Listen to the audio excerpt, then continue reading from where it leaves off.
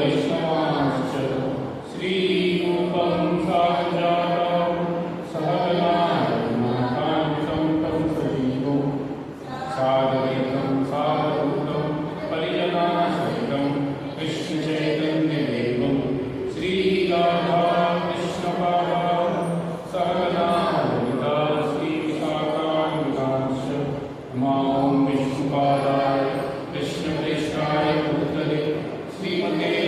भक्तिवेदांत स्वामिनिति नामिने। नमस्ते सरस्वती देवे गौरवाणी प्रचारिणी निर्विशेष शुद्धभावी पाश्चात्यदेशतारिणे। नमो महावदन्याय कृष्णप्रेमाप्रदायिने कृष्णाय कृष्णचैतन्याय गौरवसे नमः। हे कृष्णा करुणा सिन्धु दीनबन्धो जगत्पते गोपेश गोपिकाकान्त राधाकान्त नमोस्तुते।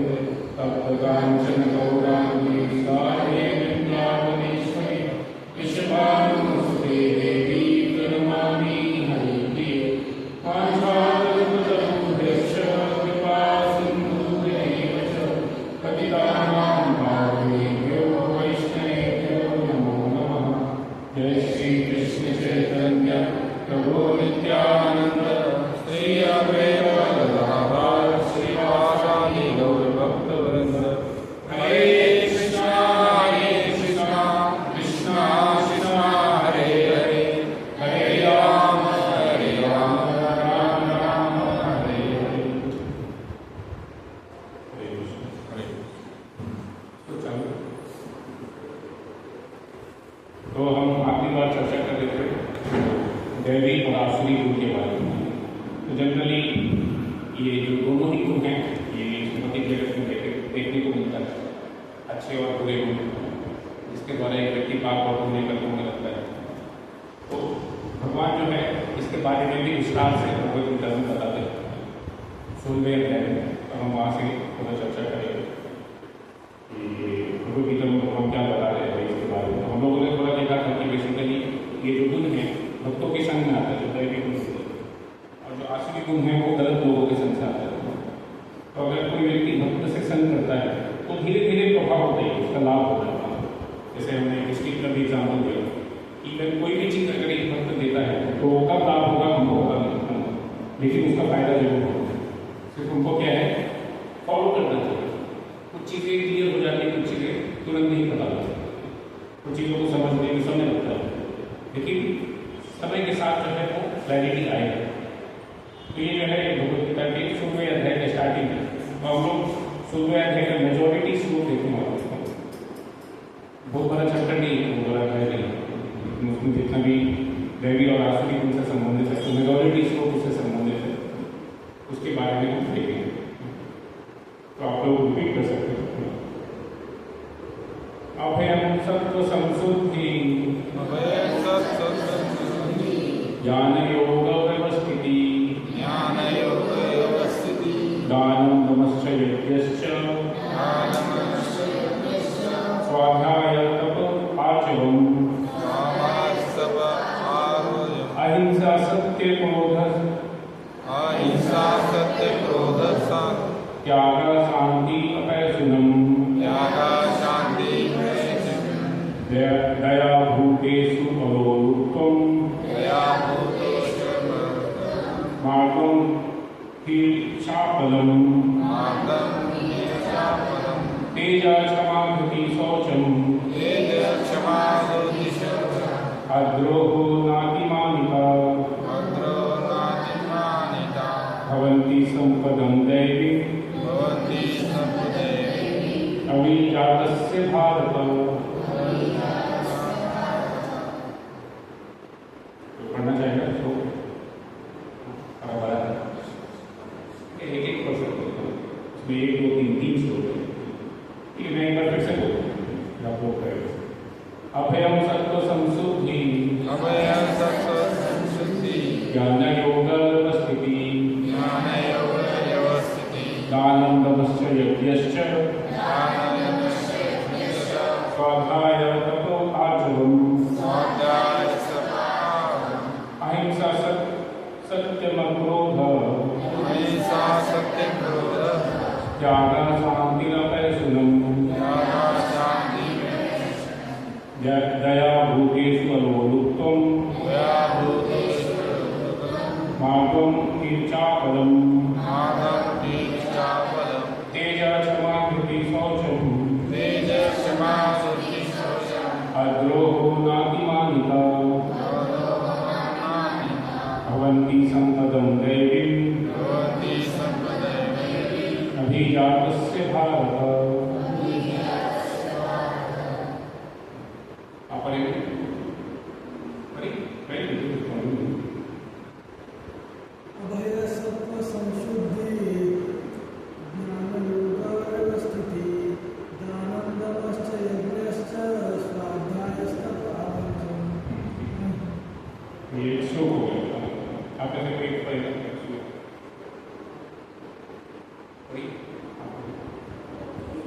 दूसरा श्लोक पढ़िए, संस्कृत है, सिंपल हिंदी में लिखा है। दूसरा अहिंसा से चालू।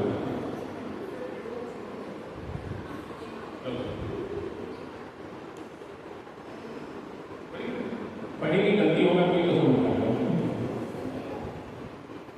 बोलिए।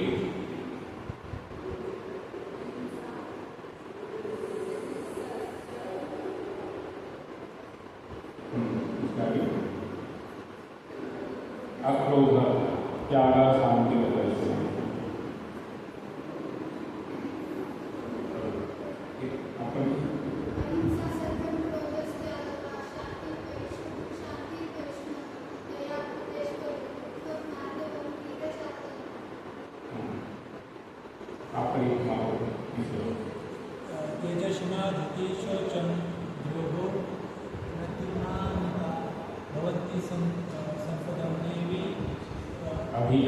अभिजातस्य भारत। तो और के कार्य पूरा कभी कभी करके जाऊँगा, कहाँ का और कहाँ नहीं हमारा।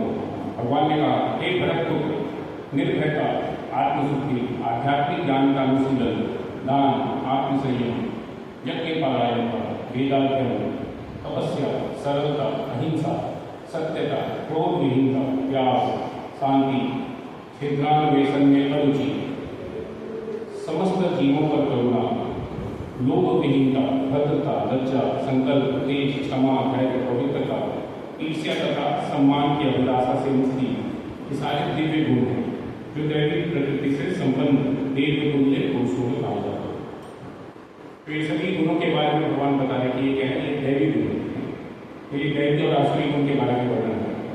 तो यहाँ पर एक साथ में बहुत सारे दैवी गुण बताए गए। आसुरी गुण जो है आराम से बताएंगे, क्योंकि बहुत लंबा है, क्योंकि इस भौतिक जगत में बहुत कॉमन है।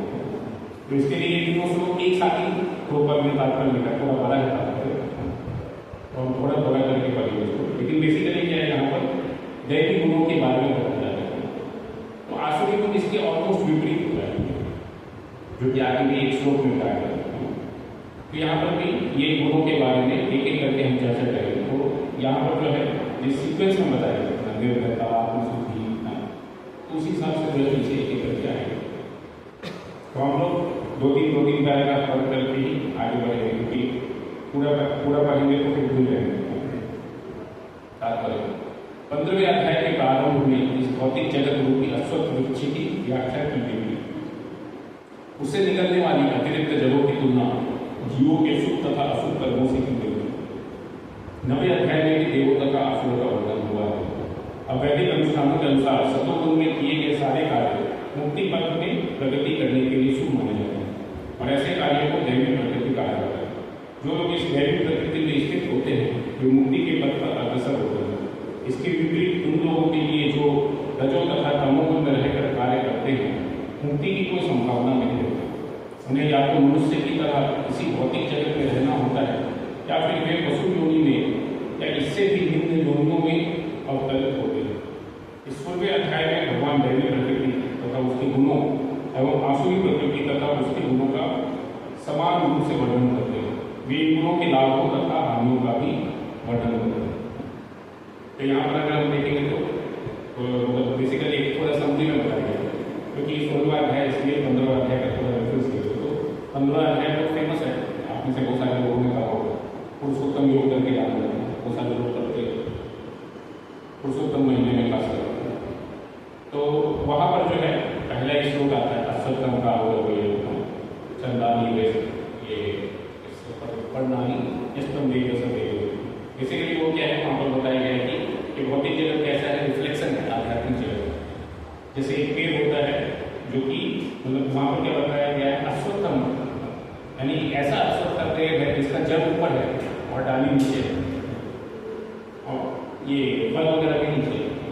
तो ये कहाँ पर देखने को मिलता है, जहाँ पर नदी के किनारे अगर पेड़ रहता है, नदी के किनारे पेड़ रहता है तो ऐसा उल्टा रिफ्लेक्शन उसको ऐसा दिखता है कि जड़ ऊपर दिखता है, क्योंकि जड़ भी दिखता है थोड़ा बहुत नदी के रिफ्लेक्शन में, और जो टहनी है, ब्रांचेज है, सब नीचे की ओर।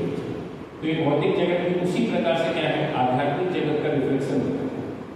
यहाँ पर सब कुछ उल्टा है, एक्जैक्टली आध्यात्मिक जगत का ऑलमोस्ट विपरीत तरीके से। तो उसी वो उस चीज़ के बारे में जो है 15वें अध्याय में व्याख्या किया गया है। तो वहाँ पर जो है एक बताया जाता है कि ये कुछ ब्रांचेज जो है, ये ब्रांचेज में लोग अलग अलग यूनिट किस अनुसार से जाते हैं, तो शुभ और अशुभ कर्मों के अनुसार से, मतलब जैसा वो कर्म करते हैं उसके अनुसार से उनको शरीर मिलता है।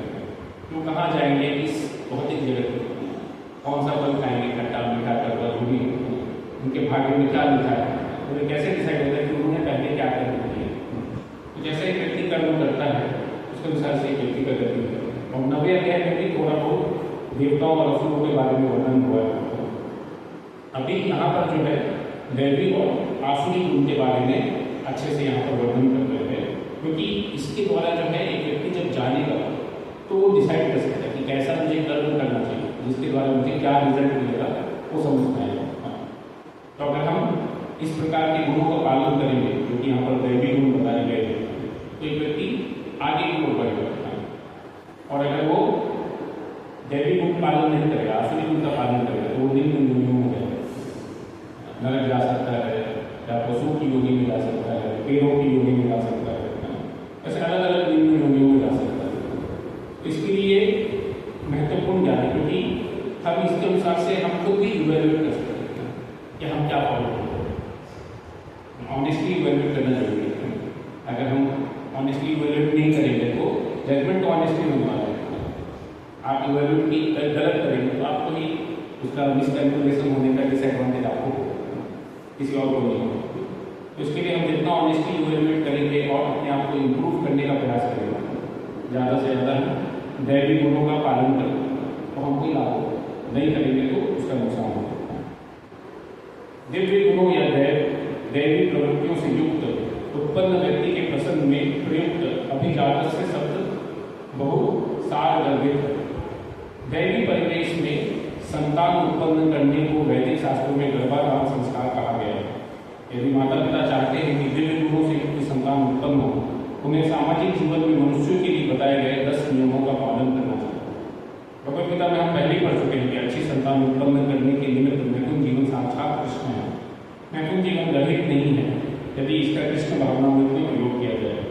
जो लोग कृष्ण भावनामृत में हैं, कम से कम उन्हें तो कुत्ते बिल्लियों की तरह संतानें उत्पन्न नहीं करनी चाहिए। उन्हें ऐसी संतानें उत्पन्न करनी चाहिए जो जन्म लेने के पश्चात कृष्ण भावना भावित हो सके। कृष्ण भावनामृत में तल्लीन माता पिता से उत्पन्न संतानों को इतना लाभ तो मिलना ही चाहिए। वर्णाश्रम धर्म नामक सामाजिक संस्था जो समाज को सामाजिक जीवन के 4 विभागों एवं काम धंधों अथवा वर्णों के 4 विभागों में विभाजित करती है, मानव समाज को जन्म के अनुसार विभाजित करने के उद्देश्य से नहीं है। ऐसा विभाजन शैक्षिक योग्यताओं के आधार पर किया जाता है। ये विभाजन समाज में शांति तथा संपन्नता बनाए रखने के लिए है। यहाँ पर जिन गुणों का उल्लेख हुआ है उन्हें दिव्य कहा गया है और वे आध्यात्मिक ज्ञान से इन्हें प्रगति करने वाले व्यक्तियों के निमित्त है, जिससे वे भौतिक जगत से मुक्त हो सके। वर्णाश्रम संस्था में सन्यासी को समस्त सामाजिक वर्णों तथा आश्रमों में प्रधान या गुरु माना जाता है। ब्राह्मण को समाज के 3 वर्णों क्षत्रियों, वैश्यों तथा शूद्रों का गुरु माना जाता है। लेकिन सन्यासी इस संस्था के शीर्ष पर होता है और ब्राह्मणों का भी गुरु माना जाता है। सन्यासी की पहली योग्यता निर्भयता होनी चाहिए, क्योंकि सन्यासी को किसी सहायक के बिना एकाकी रहना होता है। अतः भगवान की कृपा ही उसका एकमात्र आश्रय होता है। तो यह सोचता है कि सारे संबंध तोड़ लेने के बाद में रक्षा कौन करेगा, उसे संन्यास आश्रम स्वीकार नहीं करना चाहिए। उसे यह पूर्ण विश्वास होना चाहिए कि कृष्ण या अंतर्यामी स्वरूप परमात्मा सदैव अंतर में रहते हैं, वे सब कुछ देखते रहते हैं और जानते हैं कि कोई क्या करना चाहता है। इस तरह मनुष्य को दृढ़ विश्वास होना चाहिए कि परमात्मा स्वरूप कृष्ण शरणागत व्यक्ति की रक्षा करेगा। उसे सोचना चाहिए मैं कभी अकेला नहीं हूँ, भले ही मैं गहनतम जंगल में क्यों ना रहूँ, मेरे साथ कृष्ण देंगे और सब तरह से मेरी रक्षा करेंगे। ऐसा विश्वास अभय या निर्भयता कहलाता है। संन्यास आश्रम में व्यक्ति की ऐसी मनोदशा आवश्यक है। तो यहाँ पर जो है भगवान शुरू से मतलब बता रहे हैं कि व्यक्ति को क्या है, पहले तो जानना चाहिए कि ये सभी जो चीज़ें हैं, ये सभी चीज़ें शास्त्रों में काफ़ी विस्तार से वर्णन है। और अगर कोई ऐसे संस्कारों का पालन करता है तो वो भी उसका भी लाभ होता है। और जो आने वाले जो पीढ़ियाँ हैं, आने वाले जो बच्चे हैं और भी लोग जो आएंगे उस परिवार में जो कि इस प्रकार के गुणों का पालन करते हैं, उनका भी कल्याण होता है। तो शास्त्रों में कभी भी महत्वपूर्ण जीवन को मना नहीं किया गया या उसको निकृष्ट नहीं मानते, लेकिन उसको गलत तरीके से उपयोग करना वो निकृष्ट है। इसके लिए उसका निंदा किया जाता है। जैसे यहाँ पर भी बताया गया कि एक व्यक्ति को जानवरों की तरह महत्वपूर्ण जीवन का पालन नहीं करना चाहिए, बल्कि मनुष्य जीवन में जो बताया गया है अलग अलग संस्कारों को फॉलो करते हुए प्रयास करना चाहिए कि हम भगवान का सेवा करते हुए लोगों को जो भी आ रहे हैं हमारे परिवार में आस पड़ोस में जो भी है उनको भी भगवान की सेवा में लगाए, उनको भी भगवान के बारे में बताए। उसके लिए पहले एक व्यक्ति को खुद भी फॉलो करना होगा। तो वर्णाश्रम भी जन्म के अनुसार से नहीं बनाया गया, बल्कि एक व्यक्ति की योग्यता के अनुसार बनाया गया कि कोई क्या कर सकता है। कोई व्यक्ति ब्राह्मण का कार्य कर सकता है, कोई क्षत्रिय का कार्य कर सकता है, कोई वैश्य का, कोई शूद्र कर सकता है। जिसका जो क्वालिफिकेशन है उसके अनुसार से उसको कार्य करना चाहिए। उसको जानना चाहिए कि मैं कहाँ परफेक्ट होगा। उसको नॉलेज होगा तो वो उस अनुसार से ठीक से कार्य करेगा कि ये क्षत्रिय का कर्तव्य है, तो ये कार्य है जिसके प्रति मेरा इंक्लिनेशन है, उसके साथ साथ कुछ रिस्पॉन्सिबिलिटी उसको भी निभाना चाहिए। सिर्फ उसका एक एस्पेक्ट नहीं होना चाहिए। जैसे बहुत सारे लोग मतलब उस प्रकार से करते हैं कि हाँ हम ब्राह्मण हैं तो हमको दक्षिणा देना चाहिए, मतलब लेते हैं वो लोग दक्षिणा कि आप दक्षिणा दीजिए करते हैं, तो क्या हो जाता है वो वन साइडेड है। लेकिन दक्षिणा देने से पहले ज़्यादा जरूरी चीज़ क्या है कि ब्राह्मण को दूसरे को ज्ञान देना भी जरूरी है। तो वो दूसरों को कुछ नहीं दे रहा है और सिर्फ दक्षिणा दे रहा है, तो यानी क्या है वो खुद ही पाप अर्जित कर रहा है। तो ये जो है भागवत में भी बताया गया। तो ये चीज़ों के बारे में बहुत विस्तार से बताया गया कि एक व्यक्ति का अगर अपने धर्म का पालन नहीं करता तो बाई डिफॉल्ट वो पाप करेगा और उसके कारण जो है उसका भी अधोगति होगा। तो इसके लिए ज्ञान होना बहुत जरूरी है। ब्राह्मण का कर्तव्य बताया गया पठन पाठन यजन याजन दान प्रतिक्रमण। तो लास्ट में प्रतिक्रमण मतलब स्वीकार करने के बारे में बताया गया कि हाँ दान दे सकते हैं। सब पहले नहीं बताया, पहले क्या है उसको पढ़ाई करना है, फिर दूसरों को पढ़ाना है, फिर यज्ञ करना सीखना है और यज्ञ करवाना है दूसरों को, तब जा करके वो जो है वो दान स्वीकार कर सकता है। उसको कुछ आता है नहीं और वो सिर्फ यज्ञ वगैरह कुछ नहीं आता है, सिर्फ बोलेगा दक्षिणा दे दीजिए, तो ऐसा कुछ होता है। तो उस तरीके से अगर कोई करेगा तो वास्तविक में अपना कर्तव्य होगा। ऐसे कुछ लोग बोलते हैं क्षत्रिय, तो क्षत्रिय का कर्तव्य करना चाहिए। तो क्षत्रिय के एक बहुत महत्वपूर्ण कर्तव्य होता है कि गलत कार्य से व्यक्ति का रक्षा करना। तो ऐसा नहीं कि कोई गलत कार्य कर रहा है और आप उसको अपोज करने के लिए वहाँ से भाग जाएंगे, क्योंकि मेरा भी टाइप हो जाएगा यहाँ पर सब लोगों के साथ। उससे अच्छा है कि मैं यहाँ से निकल जाता हूँ। तो जो डरपोक लोग रहते हैं ऐसा मतलब डरते हैं बहुत ज़्यादा, तो उनको क्षत्रिय नहीं कहा गया। बोलने के लिए लोग बोल देंगे मैं सिंह हूँ, लेकिन चार लोगों को देख के डर जाते हैं क्या करता है। तो बहुत ज़्यादा किसी किसी का रहता है, शरीर बहुत खट्टा खट्टा रहता है लेकिन मन में बहुत डर रहता है। कुछ भी चीज़ देखते तो डर लगता है क्या होगा क्या होगा।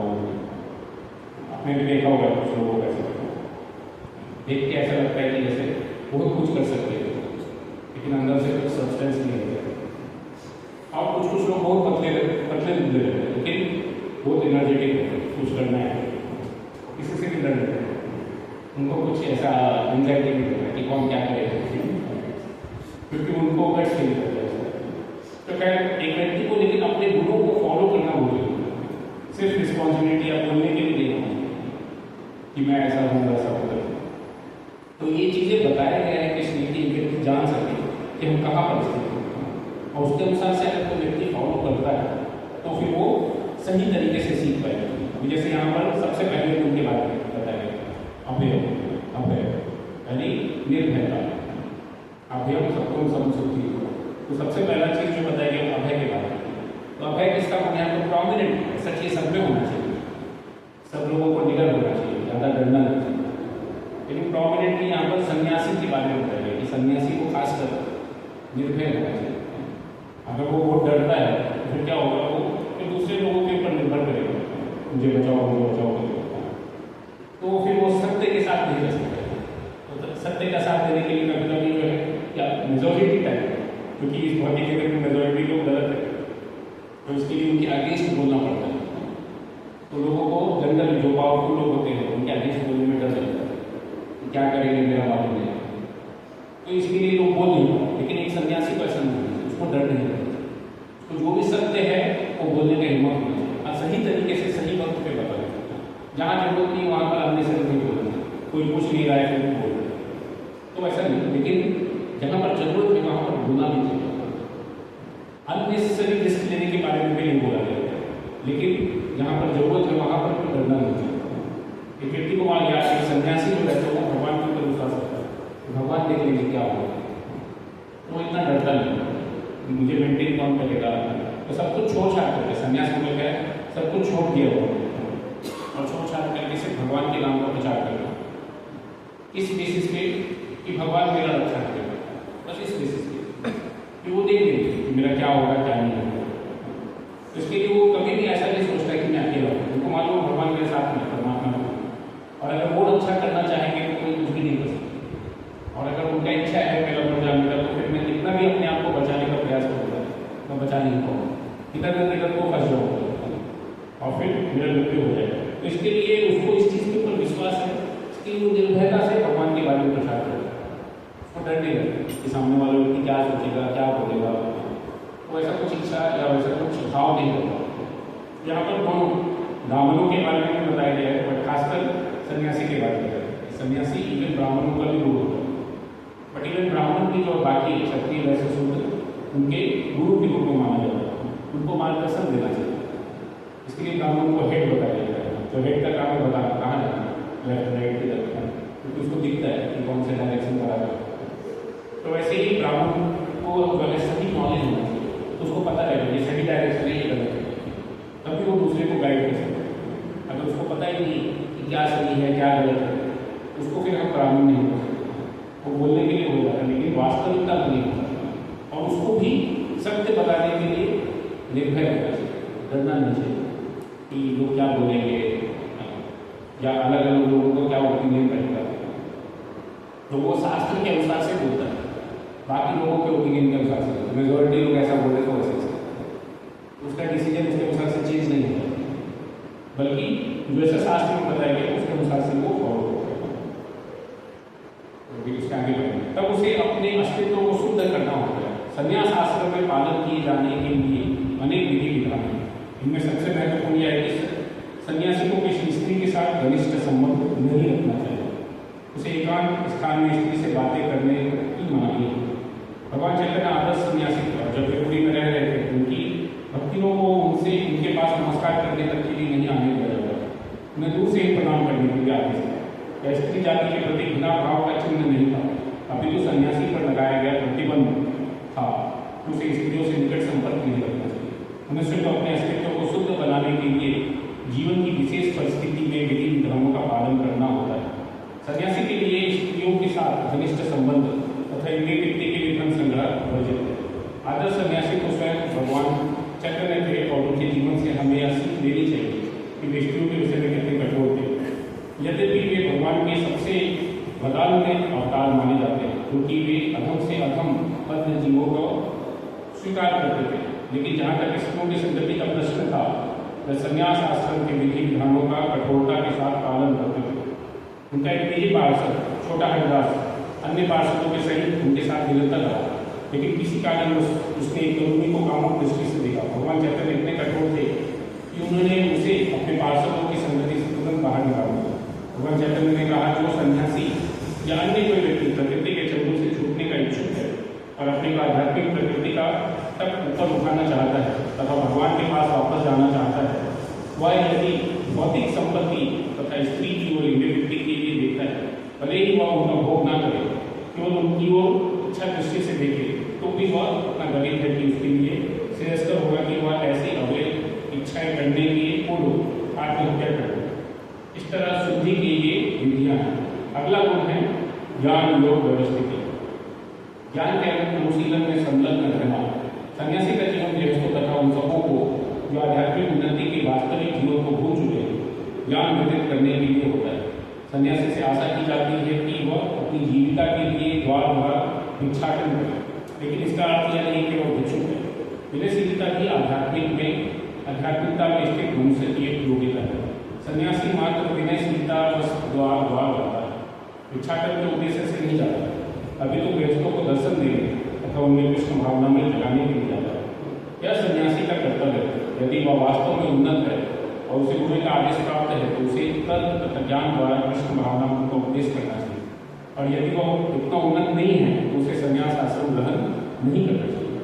लेकिन यदि किसी ने पर्याप्त ज्ञान के बिना ही संन्यास आश्रम स्वीकार कर लिया है तो उसे ज्ञान अनुशीलन के लिए प्रमाणिक गुरु से श्रवण में रत होना चाहिए। सन्यासी को निर्भीक होना चाहिए, उसे सत्व संशुद्धि तथा ज्ञान योग में स्थित होना चाहिए, जैसा कि बताया गया ज्ञान योग व्यवस्थित।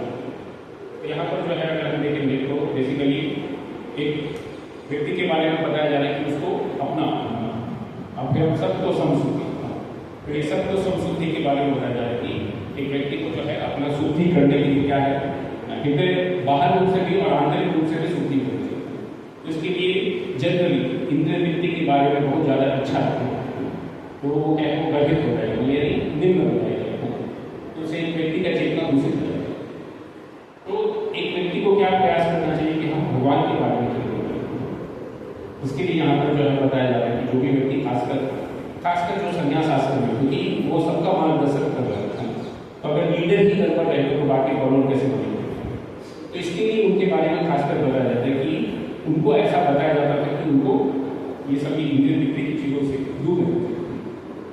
तो जनरली जो है शास्त्रों में बताया जाता है, कनक और कामिनी करके शास्त्र में वर्णन जाता है कि धन संपदा और अपोजिट सेक्स किसी के लिए तो उसके प्रति जो आकर्षण है वो एक व्यक्ति को डुबो सकता है। तो एक व्यक्ति को ये सभी चीज़ों से इसके लिए दूर रहना चाहिए या सावधान रहना चाहिए। तो जितना एक व्यक्ति सावधान रहेगा तो उतना वो बच सकता है। अगर वो कैजुअल हो जाएगा तो कैजुअलिटी हो सकती है, मतलब एक्सीडेंट हो जाएगा अन्य से बिना किसी कारण अनजाने में, और फिर अन्य से कॉम्प्लिकेशन होगा उसके कारण, क्योंकि सभी लोग डिस्टर्ब हो जाएंगे कि ये व्यक्ति ने ऐसा कैसे किया। अगर कोई व्यक्ति काफ़ी अच्छे पद पर स्थित है और अगर वो कुछ गड़बड़ कर देता है तो उसका बदनामी बहुत सारे लोगों के उसमें होता है, बहुत सारे लोग जो है जान जाते हैं कि इसने ऐसा किया है। इसके लिए जो जितना ऊपर जाता है उसको उतना केयरफुल होना चाहिए, क्योंकि वहाँ से गिरेगा तो जितना ऊपर से गिरेगा उतना ज़्यादा चोट लगेगा। इसके लिए जब एक व्यक्ति बहुत हाइट पे चल रहा होता है उसको सावधान करना चाहिए। अगर वो सावधान नहीं रहेगा तो बहुत रिस्की है, गिर जाएगा तो उसका तो उसको तो हानि होगा ही, और जो नीचे खड़े हैं उनको भी हानि होगा, उनका तो भक्ति डूब जाएगा, जिनके ऊपर वो गिर जाएगा। तो इसके लिए बहुत सावधानी से यहाँ पर भक्ति करने के बारे में बताया जाता है। तो चैतन्य महाप्रभु हालांकि काफ़ी बुद्धिन्याय काफ़ी कृपालु थे, लेकिन फिर भी वो कुछ चीज़ों में काफ़ी कठोरता से फॉलो करने के लिए बोलते हैं, खासकर इंद्रिय वृत्ति के विषय में। तो एक व्यक्ति को बहुत ज़्यादा धन संग्रह करना या फिर अपोजिट सेक्स के प्रति बहुत ज़्यादा आकर्षण रखना, इवन अगर मन में भी है ऐसा भाव, उसको कोई व्यक्ति मेंटेन कर रहा है, बार बार सोच रहा है इसके बारे में, क्योंकि अच्छा नहीं माना है, तो ये क्या करता है एक व्यक्ति को बार बार भगवान के बारे में चिंतन करने की जगह इंद्रिय वृत्ति में लगा देता है। तो वो भगवान का चिंतन कैसे करेगा, वो कर ही नहीं पाएगा। इसके लिए ये सभी चीज़ों को मना कर रहा है।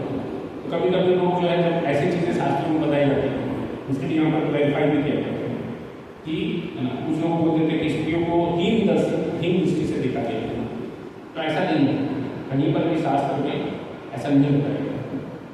व्यक्ति काफ़ी रिस्पेक्ट देने के बारे में होता है।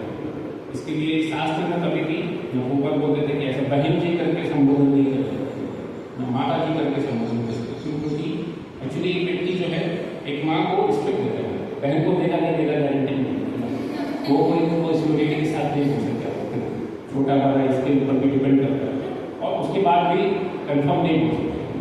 लेकिन हर एक व्यक्ति जनरली खासकर वैदिक सभ्यता के समय तक लोग जो है मदर को काफ़ी रिस्पेक्ट करते हैं, क्योंकि वो जो है सेक्रीफाइस का सिंबल करके जाना जाता है कि अपने बच्चों के लिए वो कुछ भी सेक्रीफाइस करने के लिए नहीं सकते। आजकल के समय के बारे में मालूम नहीं तो किसी के बारे में कुछ बोला नहीं जा सकता आजकल के समय में। तो कुछ लोग जो है बहुत ही निर्दय, मतलब इन द सेंस बहुत ज़्यादा ये सभी चीज़ों के बारे में सोचते हैं कि क्या शास्त्रों में बताया जा रहा है, क्या फॉलो करने के लिए बताया जा रहा है। बट इसका पर्पस बहुत क्लियर है कि एक व्यक्ति को जनरली रिस्पेक्ट देना चाहिए और कि अपने जीवन को शास्त्रों के अनुसार जीने का प्रयास करना चाहिए। इंद्रिय तृप्ति में दूर करके बल्कि भगवान की सेवा में करते हैं। भगवान का सेवा और इंद्रिय तृप्ति एक साथ नहीं चल सकता। तो सोचेगा मैं इंद्रिय तृप्ति करूँगा, भगवान का सेवा भी करूँगा, कोई पॉसिबल नहीं। वो इमेजिनरी वर्ल्ड में घूमता है, उससे बाहर आने का जरूरत है। उसको ऐसा लग रहा है कि मैं ऐसा कर लूँगा, लेकिन वो कैसे सिर्फ माइंड में ही रह जाता है, प्रैक्टिकली नहीं हो सकता ऐसा कि वो सोचेगा कि मैं ये दोनों चीज़ें एक साथ करूँगा। और बताइए कि बहुत सारे लोग ऐसा करना चाहते हैं, तो इसके लिए ऐसा बताया गया शास्त्र में। लोगों को क्या लगता है मैं इंद्रिय तृप्ति भी करूँगा और भगवान का भक्ति भी करूँगा, दोनों चीज़ें एक साथ करते रहूँगा, लेकिन ये संभव नहीं है। एक व्यक्ति को जानना चाहिए कि इंद्रिय तृप्ति करने की इच्छा से बाहर आना होगा। एक्चुअली इंद्रिय तृप्ति में कुछ रखा नहीं है, कुछ एंजॉयमेंट नहीं है, वास्तव में उसको सुख नहीं है।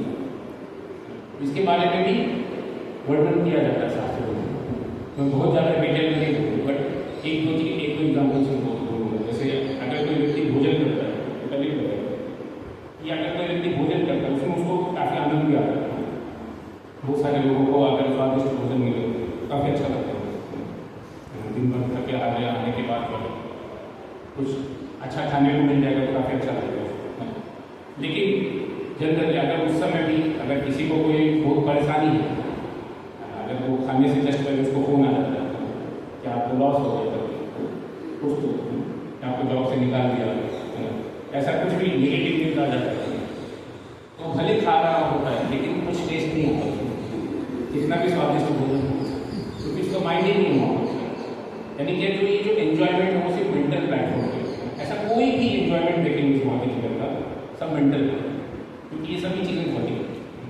तो वो कुछ नया गाड़ी खरीदता है या नया लैपटॉप खरीदता है, नया मोबाइल खरीदता है, उसको क्या लगता है कि बाकी लोग इम्प्रेस हो जाएंगे। ये सभी क्या है, मेंटल एंजॉयमेंट है कि दूसरे लोगों को क्या लगेगा कि इतना एडवांस है, काफ़ी प्रगत है तो उसके कारण क्या है, वो सिर्फ इम्प्रेस कर देगा कि दूसरों के ऊपर। लेकिन अगर कोई व्यक्ति देखता ही नहीं उसके तो फिर उसको बहुत बुरा लगता है। क्यों? क्योंकि कुछ मेंटल सेटिस्फेक्शन मिला नहीं, कोई किसी ने एप्रिशिएट नहीं किया, उसके कारण जो है उसका जो भी मेंटल एंजॉयमेंट था वो सब वैसे ही रह जाता है। अगर कोई देखता नहीं या कुछ बोलता नहीं, कुछ एप्रिशिएट नहीं करता, तो ये सभी चीज़ें इस सब चीज़ों के ऊपर डिपेंड करती है। कोई व्यक्ति इवन टॉप भी करता है तो अगर कोई पूछने को नहीं आता है, बाद में कोई न्यूज़पेपर वाला नहीं आता या आजू बाजू में कोई आता नहीं, उसको कॉन्ग्रेचुलेट करने के लिए उसको लगता है क्या किया, कोई वैल्यू नहीं देता है।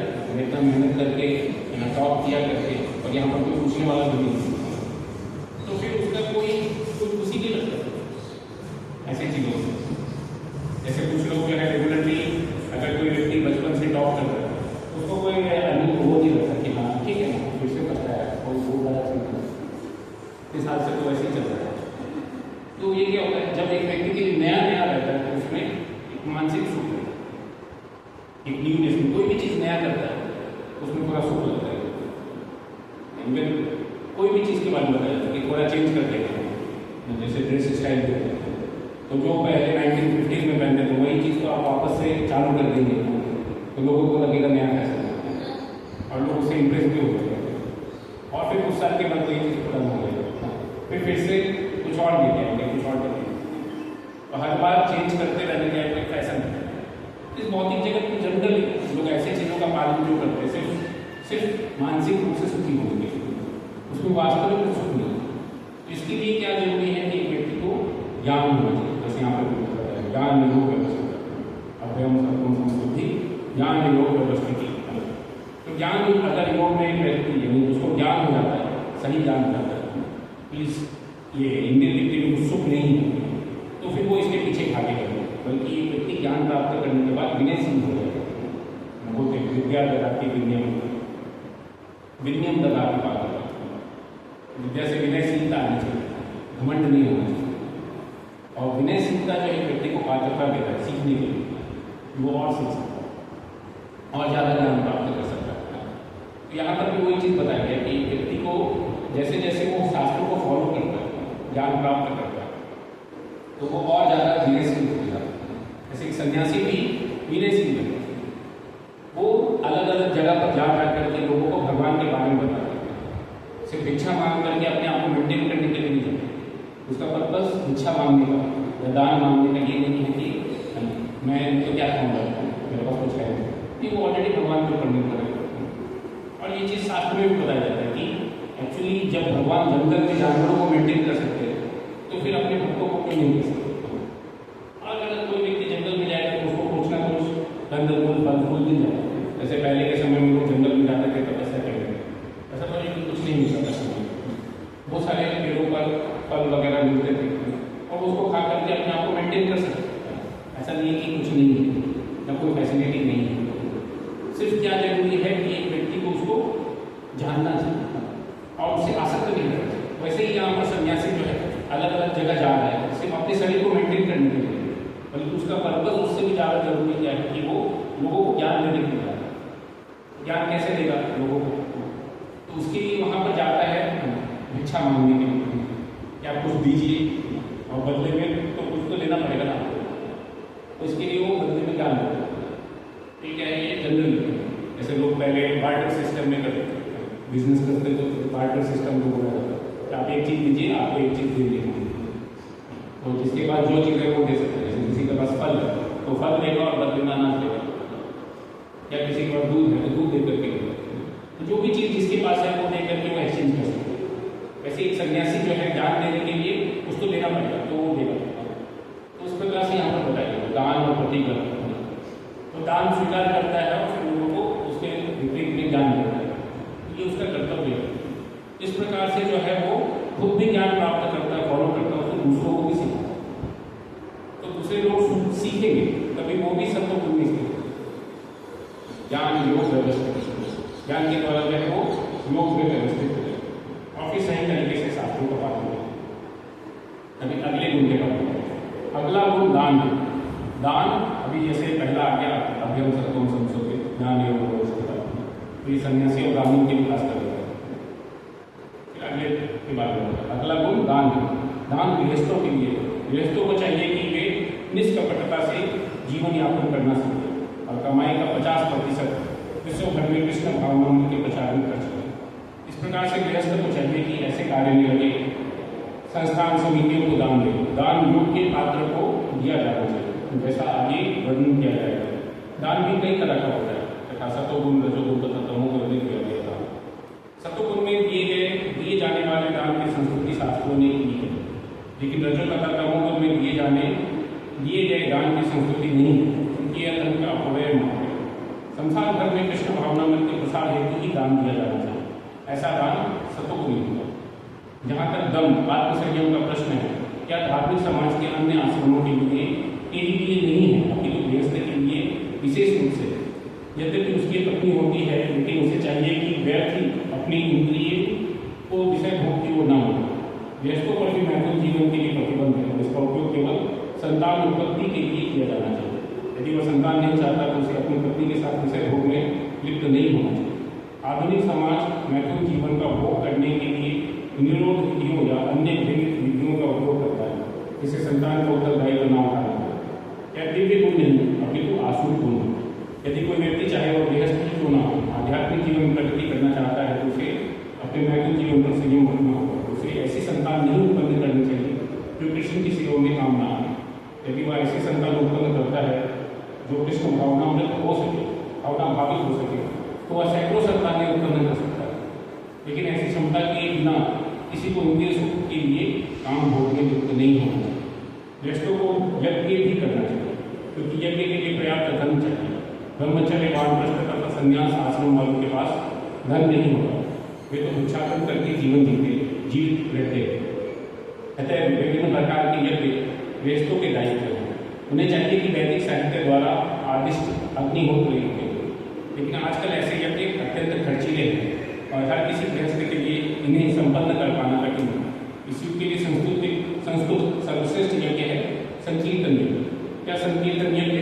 हरे कृष्णा कृष्ण कृष्ण हरे हरे, हरे राम राम राम हरे हरे का जब सर्वोत्तम और सबसे कम खर्च वाला यज्ञ, और प्रत्येक व्यक्ति इसे करके लाभ उठा सकता है। अतः दान, इंद्रिय से मतलब यज्ञ करना, ये तीनों बातें गृहस्थ के लिए है।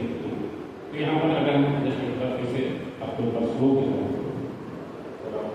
तो यहाँ पर क्या बताया जाता है कि सबसे पहले तो अभयम सत्वम समशुद्धि ज्ञान योग व्यवस्थित।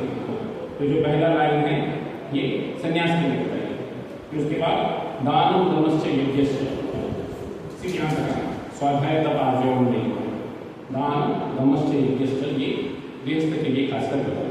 इसका मतलब है कि बाकी लोगों के लिए नहीं है, बट खासकर उनके लिए, क्योंकि वो ये सभी चीज़ें कर सकते हैं या उनके ये खासकर बताया गया है। तो दान देना जो है वो अलग अलग गुणों में दान होता है।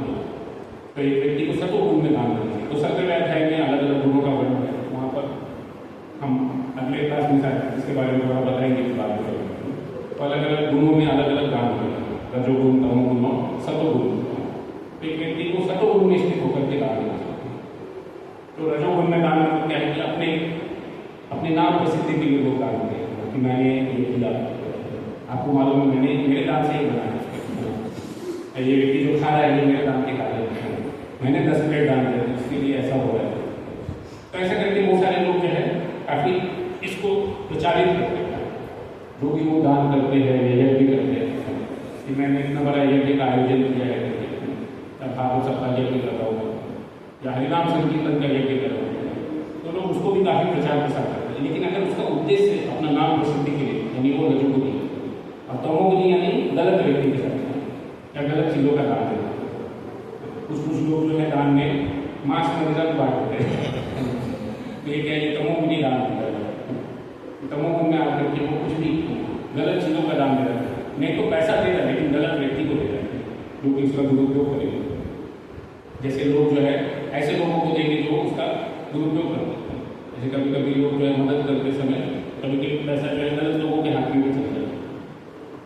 कोई व्यक्ति जो है सपोज ऐसा चोर लोगों के पास या डकैत लोगों के पास आप उनको कुछ हथियार वगैरह दान में देंगे तो उसको वो मिसयूज ही कर देंगे।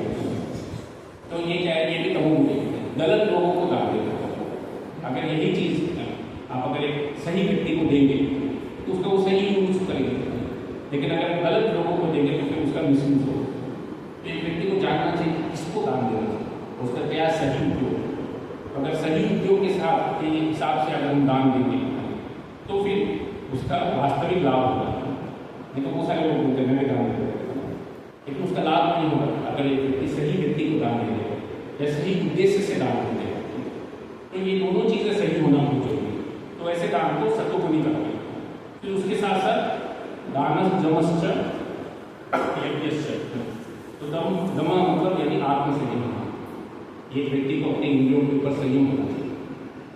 वो खासकर यहाँ पर मैथुन जीवन के बारे में बताया कि कोई भी व्यक्ति अगर गृहस्थ जीवन में है तो मैथुन जीवन सिर्फ संतान उत्पत्ति के लिए होना चाहिए, वो भी भगवान के भक्त के रूप में प्राप्त करने का प्रयास करते हैं। नहीं तो अगर वो भगवान का भक्त नहीं होता तो खुद भी अपना जीवन बेकार कर सकते हैं और अपने माता पिता को भी बहुत परेशान करेगा, क्योंकि उसका जो गुण है सब आसुरी गुण है।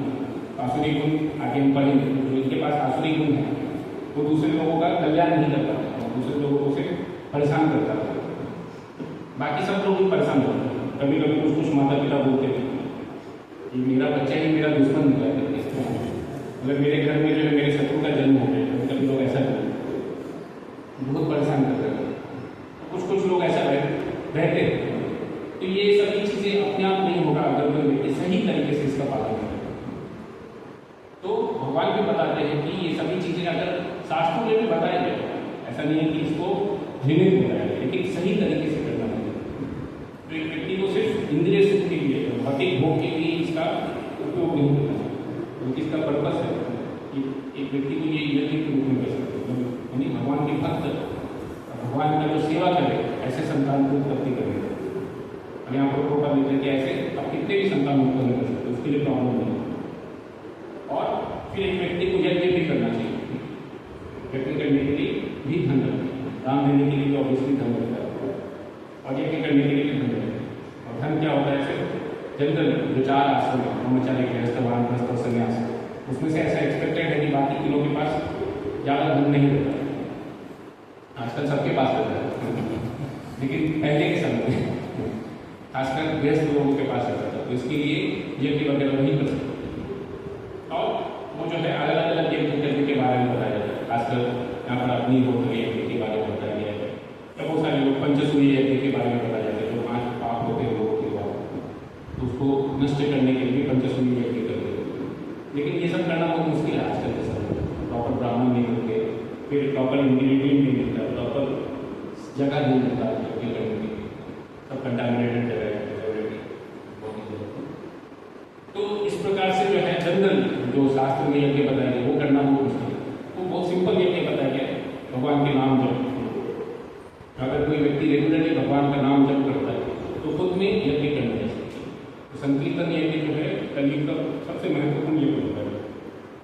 तो अगर किसी से बाकी यज्ञ संभव नहीं है तो इसमें कोई खर्चा नहीं होता है, बिना किसी खर्च के व्यक्ति से हरे कृष्ण मंत्र का जप कर सकते हैं, तो खुद में एक यज्ञ इसमें कोई। लेकिन बाकी सभी यज्ञ में काफ़ी खर्चा होता है, बहुत सारा ये मतलब एक्सपेंसेस होता है। तो जहाँ पर जरूरी है वहाँ पर कर सकते हो, उसको मना नहीं किया गया, लेकिन कम से कम हर एक व्यक्ति को संकीर्तन यज्ञ तो करना चाहिए। इसके लिए यहाँ पर बताया गया। अभी हम आगे बढ़ेंगे। तो ये जो है लास्ट पार्ट है पहला श्लोक, स्वाध्याय वेदाध्ययन ब्रह्मचर्य आश्रम विद्यार्थी जीवन के लिए। ब्रह्मचारियों का स्त्री से किसी प्रकार का संबंध नहीं होना चाहिए, उन्हें ब्रह्मचर्य जीवन बिताना चाहिए और आध्यात्मिक ज्ञान के अनुशीलन हेतु अपना मन वेदों के अध्ययन में लगाना चाहिए। यही स्वाध्याय है। तपस्या वानप्रस्थों के लिए है। मनुष्य को जीवन भर गृहस्थ नहीं बने रहना चाहिए, उसे स्मरण रखना चाहिए कि जीवन के 4 विभाग हैं, ब्रह्मचर्य, गृहस्थ, वानप्रस्थ तथा संन्यास। अतः गृहस्थ रहने के बाद उसे विरक्त हो जाना चाहिए। यदि कोई 100 वर्ष जीता है, जीवित रहता है, तो उसे 25 वर्ष तक ब्रह्मचर्य, 25 वर्ष तक गृहस्थ, 25 वर्ष तक वानप्रस्थ और 25 वर्ष तक संन्यास का जीवन बिताना चाहिए। ये वैदिक धार्मिक अनुशासन के नियम है। गृहस्थ जीवन से विरक्त होने पर मनुष्य को शरीर, मन तथा वाणी का संयम बरतना चाहिए। यही तपस्या है। समग्र वर्णाश्रम धर्म समाजी तपस्या के निमित्त है। तपस्या के बिना किसी को मुक्ति नहीं मिल सकती। इस सिद्धांत की संस्कृति ना तो वैदिक साहित्य में की गई है, ना भगवद गीता के में कि जीवन में तपस्या की आवश्यकता नहीं है, और कोई कल्पनात्मक चिंतन करता रहे तो सब कुछ ठीक हो जाएगा। ऐसे सिद्धांतों उन दिखावटी अध्यात्मवादियों द्वारा बनाए जाते हैं जो अधिक से अधिक अनुयायी बनाना चाहते हैं। यदि प्रतिबंध हो, विधि विधान हो, तो लोग इस प्रकार आकर्षित न हो। अतः जो लोग धर्म के नाम पर अनुयायी चाहते हैं वे केवल दिखावा करते हैं, वे अपने विद्यार्थियों के जीवन पर कोई प्रतिबंध नहीं लगाते और ना ही अपने जीवन पर। लेकिन वेदों में ऐसी विधि को स्वीकृति नहीं प्रदान की गई। हमको ये जानना चाहिए कि ये सभी गुण जो है शास्त्रों में बताए गए। तो सबसे पहले स्वाध्याय, खासकर ब्रह्मचारी के एक व्यक्ति को शास्त्रों का अध्ययन करना चाहिए। तो ब्रह्मचारी का पालन जनरली एक व्यक्ति 5 से 25 वर्ष का होता है, तो पढ़ने का ही समय माना जाता है। तो एक व्यक्ति को उसमें स्वाध्याय में बिजी रहना है, बाकी इधर उधर की चीज़ों में नहीं। इसके लिए यहाँ पर बताया गया खासकर एक व्यक्ति को स्त्री का संग नहीं करना चाहिए, यानी कि कोई किसी के भी अपोजिट सेक्स का संग करेंगे तो क्या होगा, पढ़ाई लिखाई में ध्यान की जगह उसका ध्यान कहीं और ही लग जाएगा, तो पढ़ाई कैसे करेगा।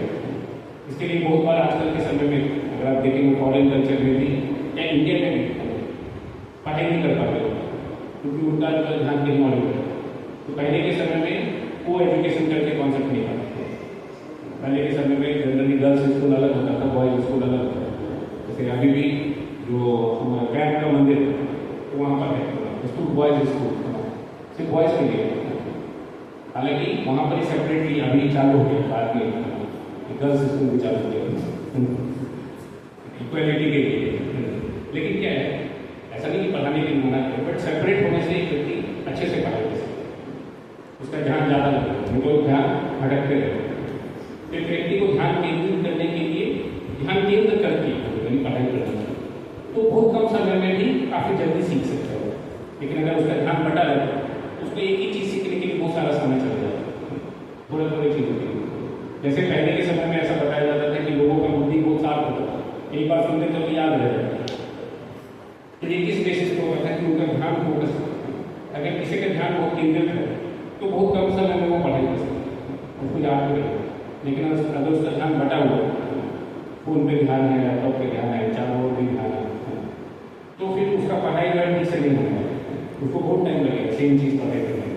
तो उसके बाद भी उसको याद रहेगा कि नहीं रहेगा, कोई गारंटी नहीं, क्योंकि उसके ध्यान ही नहीं पढ़ाई करने को। उसके लिए एक व्यक्ति को ध्यान केंद्रित करने के लिए बताया जाता है कि इंडियन व्यक्ति वगैरह एक स्टूडेंट के लिए वर्जित माहौल है। अगर आप देखेंगे तो चाणक्य के पंडित के श्लोक में एक स्टूडेंट को बहुत ज़्यादा सोना नहीं चाहिए, बहुत ज़्यादा खाना नहीं चाहिए, बहुत ज़्यादा घूमना फिरना भी नहीं चाहिए। क्या होता है, डिस्ट्रैक्शन होता है सभी चीज़ों से। और इवन गुरुकुल में रहते हुए ज़्यादा माता पिता से मिलना भी नहीं चाहिए, नहीं तो डिस्ट्रैक्ट हो जाएंगे वो, पढ़ाई लिखाई छोड़ करके जो है सिर्फ रिलेटिव के साथ इधर उधर घूमते रहते हैं माता पिता के साथ। फिर ये सभी चीज़ें जो है एक व्यक्ति के स्वाध्याय में बंधन हो जाता है या बाधा हो जाता है। एक व्यक्ति को ध्यानपूर्वक पढ़ाई करना है तो उसको फोकस चाहिए। इसके लिए आजकल बहुत सारे जगह पर आप देखेंगे तो लाइब्रेरी बनाते हैं और वहाँ पर बहुत सारे नियम लगाते हैं, फोन पे बात करना अलाउड नहीं, ये अलाउड नहीं, वो अलाउड नहीं, ऐसे बहुत सारे नियम क्यों लगाते हैं ताकि लोग तो पढ़ाई कर सकें। और लाइब्रेरी को बच्चों के घर पे लोग ऐसा नियम फॉलो नहीं करते, बोलेंगे तो कोई फॉलो नहीं करते, सब लोग एक दूसरे को डिस्टर्ब करते रहते हैं।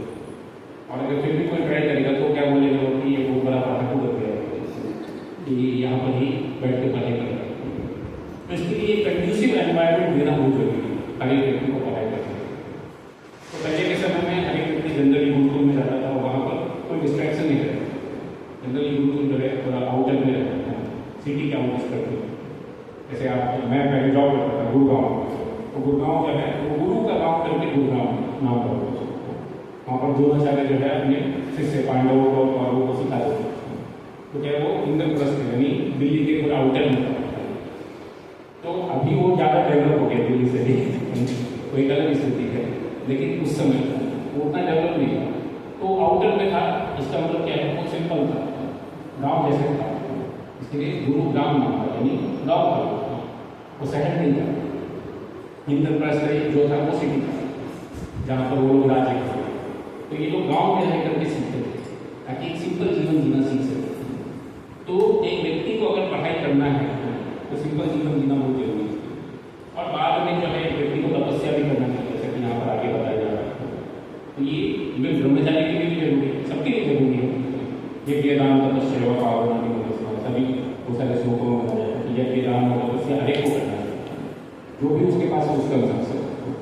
तो तपस्या करना भी हर एक के लिए जरूरी है, लेकिन खासकर यहाँ पर वानप्रस्थ के लिए तो हर एक व्यक्ति को वानप्रस्थ लेना चाहिए 50 वर्ष के बाद। अगर कोई व्यक्ति 100 वर्ष जीने वाला है और अगर कोई 80 जीने वाला है, मतलब 40 के बाद भी जनरली ऐसा देखने को ही नहीं मिलता है। आजकल लोगों का विवाह में बहुत लेट होता है, 25, 30, 35 साल में लोग शादी करते हैं, तो 40 को वानप्रस्थ कैसे देखते हैं, तो बहुत मुश्किल हो जाता है।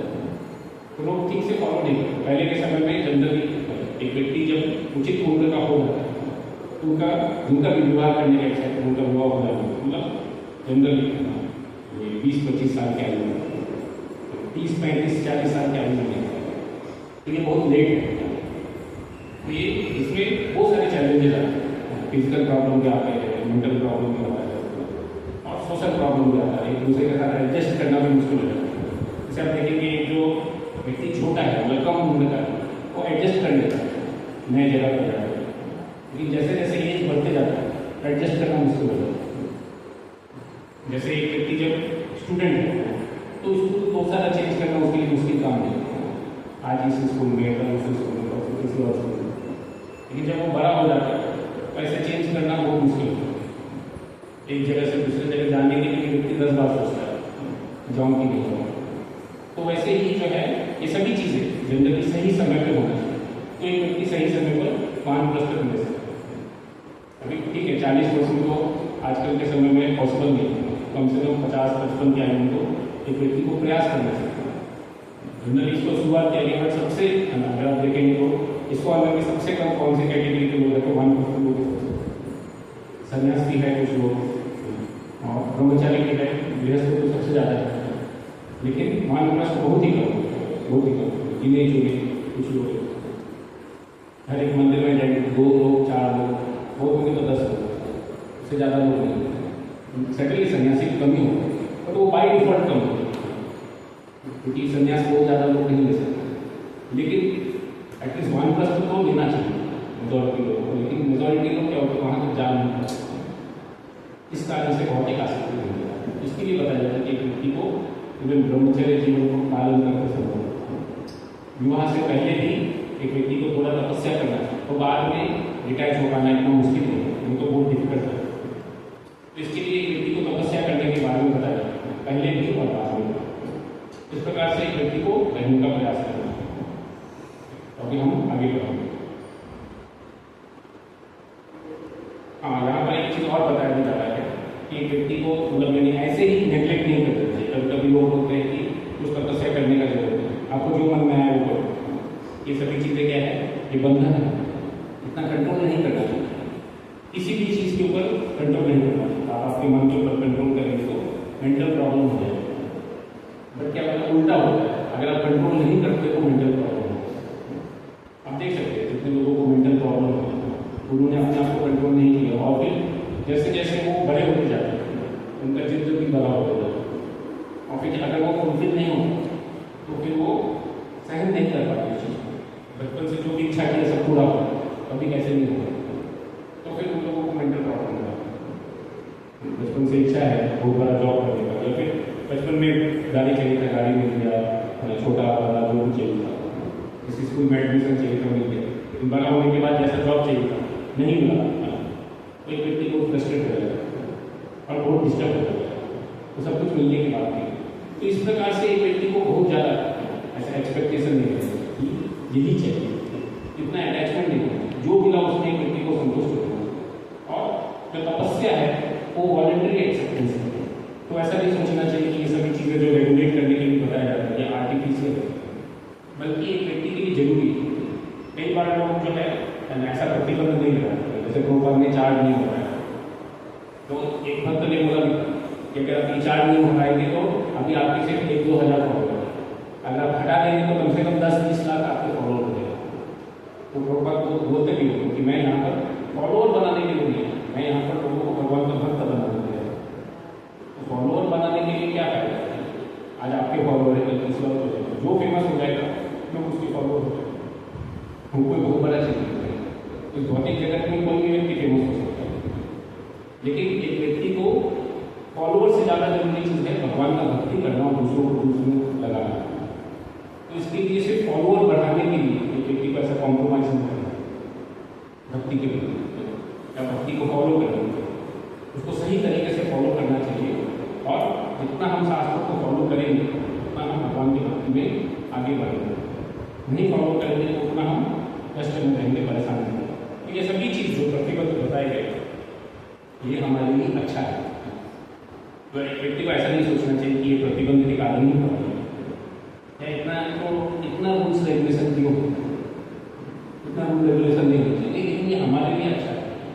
अगर हम रूल्स रेगुलेशन फॉलो करेंगे तो हम अच्छे से आगे बढ़ पाएंगे, नहीं फॉलो करेंगे तो हम भी कुछ ठीक से सीख नहीं पाएंगे, हम दूसरों को भी ठीक से सिखाने पाएंगे। तो सबको मिलजुल करके अगर एक साथ भक्ति करना है तो common set of rules follow करना जरूरी है। और जो शास्त्र में बताया गया है वो सबके लिए अच्छा है, तो अगर हम भी फॉलो करेंगे तो हमारे लिए भी अच्छा है और बाकी लोगों के लिए भी अच्छा है। तो ये जो है ये पहले श्लोक के तात्पर्य में है, तो यहाँ पर हम समय होंगे। किसी का कोई प्रश्न है इसके बारे में? अगली बार हम अगले 2 श्लोक के बारे में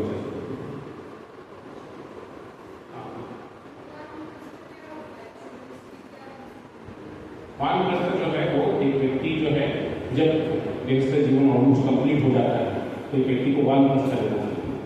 तो जनरली 50 के बाद पता चलता है, इसके लिए उसके हिंदी में देखेंगे तो नाम याद रखना कि क्या आवन यानी कि उसको वन में चले जाना है। अभी उसको गृहस्थ आश्रम में नहीं रहना चाहिए, मतलब घर में नहीं रहना चाहिए, अभी उसका वन में जाने का समय, उसको वानप्रस्थ जीवन बोलते हैं शॉर्ट में। और उसका मतलब क्या होता है कि एक व्यक्ति को जनरली जो जितना अभी वो घर गृहस्थी में बिजी है तो वो अटैचमेंट से बाहर निकल के अभी भगवान की सेवा में बिजी हो रहा है। तो बहुत ज़्यादा घर गृहस्थी में अभी बिजी नहीं है, अभी समय आ जाए तो अभी उनके बच्चे बड़े हो गए तो उनको करने देना चाहिए और उनको थोड़ा डिटैच कर देना चाहिए।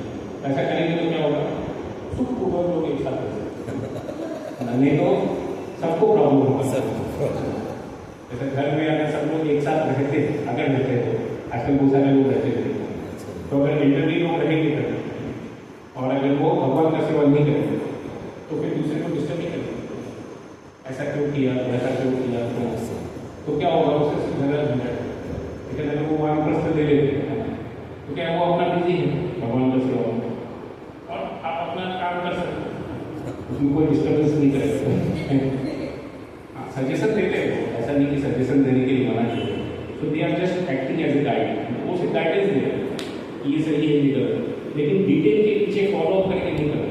सामने खड़ा होकर ऐसे करो, खड़ा होकर नहीं करोगे क्योंकि वो उतना टाइम नहीं होगा, तो दिन भर अपना भगवान की सेवा में और कुछ चीज़ें देखते हैं तो अपने एक्सपीरियंस के साथ बताते हैं, मेरे एक्सपीरियंस से ऐसे करते हैं, तो क्या आप देखेंगे आप इसको फॉलो करके सीखना चाहते हैं या गलती करके सीखना चाहते हैं, तो आपको तो इन व्यक्ति को फिर ऐसा सजेशन फॉलो करने में प्रेशर नहीं है और ऐसे लोगों के साथ रहने में भी प्रॉब्लम नहीं है। लेकिन अगर लोग बहुत ज़्यादा प्रेशर डालते हैं ऐसे ही करना पड़ेगा तो फिर झगड़ा होता है, अपने साथ में रहना मुश्किल होता है। तो इसके लिए एक व्यक्ति को वानप्रस्थ लेकर के भगवान का सेवा करना चाहिए, और ये सिर्फ घर में झगड़ा कम करने के लिए नहीं है, उससे ज़्यादा जरूरी चीज़ क्या है कि एक व्यक्ति को धीरे धीरे जैसे जैसे उसका आयु बढ़ रहा है तो उसका भगवान से आसक्ति अगर नहीं बढ़ता तो मनुष्य जीवन से पता चलेगा। तो इस सीक्वेंस से ही पता है एक व्यक्ति ठीक है, अगर उसका पूरा भौतिक आसक्ति है तो वो इच्छा को पूरा करने के बाद तो कम से कम अभी को डिटैच होना चाहिए। अभी उसका उम्र हो गया, अभी वो ज़्यादा इंद्रिय नहीं कर सकते, अभी एज हो गया है, अभी 50 साल ऑलरेडी हो गए, अभी क्या वो ज़्यादा इंद्रियों में शक्ति भी नहीं, अभी उसको क्या करना चाहिए, घर में इसको छोड़ करके भगवान का सेवा करना। इसके लिए वानप्रस्थ का दिया गया, और अगर कोई वानप्रस्थ लेने के बाद और आगे बढ़ सकता है तो फिर वो संन्यास नहीं ले सकता। अगर वो पूरा निर्भीक होकर के भगवान के बारे में प्रचार कर सकता है, शास्त्रों का काफी अध्ययन कर लिया है, उसको भगवान के ऊपर पूर्ण विश्वास है और लोगों को भगवान के बारे में बता सकते हैं, तो वानप्रस्थ के बाद जाकर तो संन्यास ले सकता है।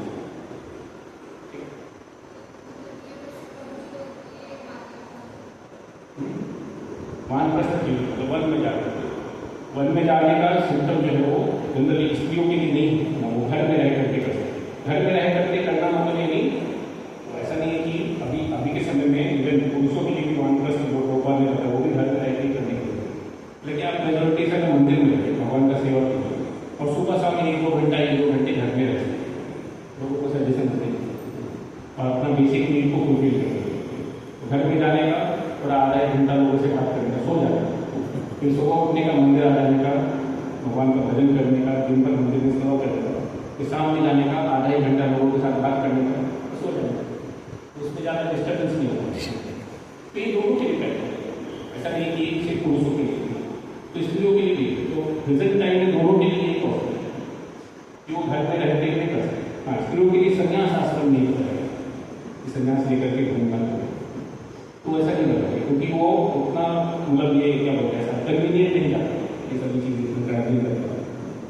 पहले के समय में संन्यास जंगल में जा करके घूमते रहते, तो ऐसा वो बहुत डिफिकल्ट है। ठीक, अब देखिए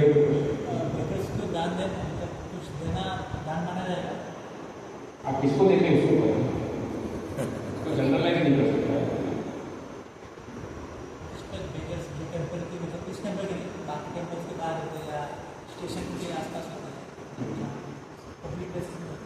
जनरली हमको देना चाहिए कुछ लोग, अगर खासकर अगर हम देखते हैं तो वो काफ़ी नीडी होती है, लेकिन एक यंग व्यक्ति को नहीं देना चाहिए जनरली, उसको इनकरेज करना चाहिए, आप काम करो ऐसा कोई करते। तो जहाँ पर नीड देखते हैं वहाँ पर दे सकते हैं, बट जहाँ तक हो सके ऐसी चीज़ें देना चाहिए जिसका मिसयूज नहीं हो। इसके लिए हम लोग यहाँ तक उसके लोगों को प्रसाद देते हैं कि भगवान को प्रसाद देंगे तो उनको भी लाभ हो और उसका मिसयूज नहीं कर सकते। आप अगर पैसा देंगे तो मिसयूज होने का काफ़ी हो सकता है, तो इसके लिए वो रिस्की है। अगर वो मिसयूज करेंगे तो थोड़ा बहुत आपको भी उसका निगेटिव इफेक्ट आ जाएगा। तो इसके लिए जो है व्यक्ति को जनरल थोड़ा संभाल के दान देना चाहिए।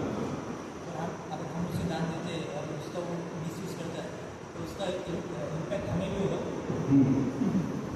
थोड़ा सा होगा, ज़्यादा नहीं, थोड़ा तो होगा, क्योंकि आपने फैसिलिटेट किया कि भगवान ने तो उसको पैसा नहीं दिया मिसयूज करने के लिए, लेकिन आप वो जो है खुद से देने का इच्छा रखते हैं, तो इच्छा रखना कोई गलत चीज़ नहीं, लेकिन क्या देना चाहिए एक व्यक्ति को ज्ञान होना है। तो दान देने से पहले व्यक्ति को जानना चाहिए सतोगुण का दान क्या होता है।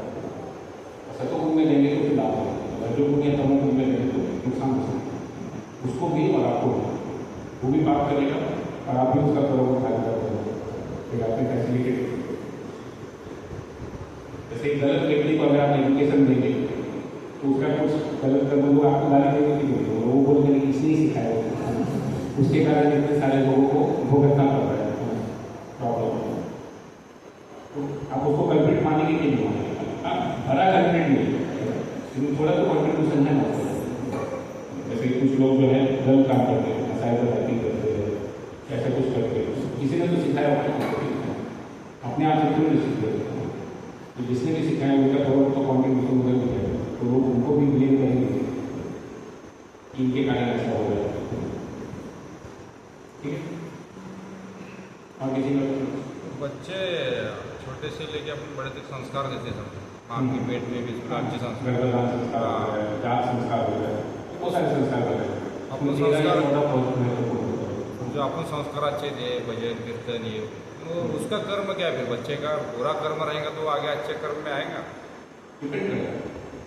एक व्यक्ति का पिछला कर्म बुरा हो सकता है, लेकिन अगर वो अच्छा संस्कार दिया है और अगर वो उसको एक्सेप्ट करता है तो बदल सकता है। अच्छा, एक्सेप्ट किया ऐसा नहीं है कि कोई व्यक्ति बदल नहीं सकता।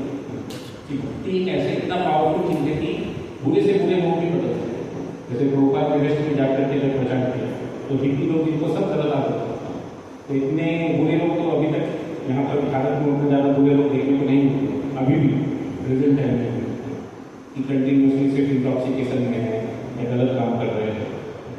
लेकिन वो लोग भी बदल गए कुछ दिनों में ही, सिर्फ भगवान का नाम जप करके, भगवान का कथा सुनकर, तो फिर हम लोग क्यों नहीं बदल सकते? तो भगवान का भक्ति बहुत शक्तिशाली है।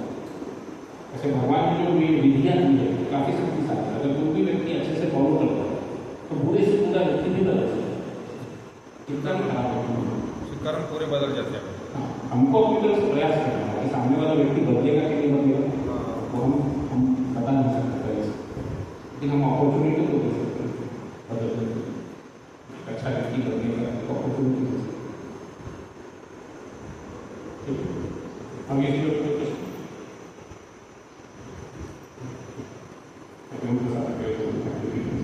महाप्रसादे गोविंदे महाप्रसादे गोविंदे नाम ब्राह्मणी वैष्णवे स्वल्पपुण्यवतं राजन् विश्वासमेव चायते शरीरा विद्या जरेन्द्रियकालेका जीव फैले विषय सागरे कालमध्ये जीवाति लोभमोह सुदुर्मति काकिचेता कठिन संसारे कृष्णपरा दयालु परिवारे जीवाजा स्वप्रसादं न विलोभा श्रीयन्नामृतपावो राधा कृष्ण मुरुगावो देवीदासो श्री चैतन्य निताय जय निमाय जय श्री कृष्ण चैतन्य प्रभु नित्यानंद श्री अद्वैत गदाधर श्रीवासादि गौरभक्तवृंद हरे कृष्णा कृष्णा कृष्णा हरे हरे